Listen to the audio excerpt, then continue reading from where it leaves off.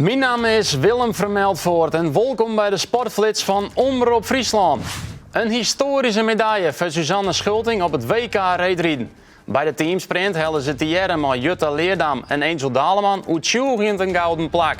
De titel in Hamar is voor Schulting bijzonder, want na verschillende vrouwtitels op de shorttrack is er nou een titel op de lange baan.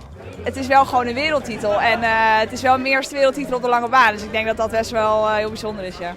En voor de shorttrackers is er op het WK in Peking minder nice. Het zag de laat Guillaume eruit en helde de finale van de 400 meter net.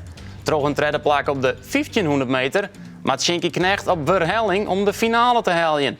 Voor hem geen verrassing, want hij wie de laatste weken net fit. Ja, echt een dikke week koorts. Dus een hoop training mist natuurlijk naar aanloop naar het WK. Dus hier maar 3-4 trainingjes daarvoor ieder kent.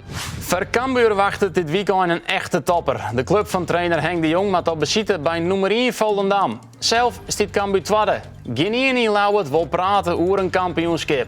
Maar winnen van Volendam, dan komt promotie wel heel dichtbij. En ik Heerenveen maakt op bezitte bij een concurrent. En dat is Heracles.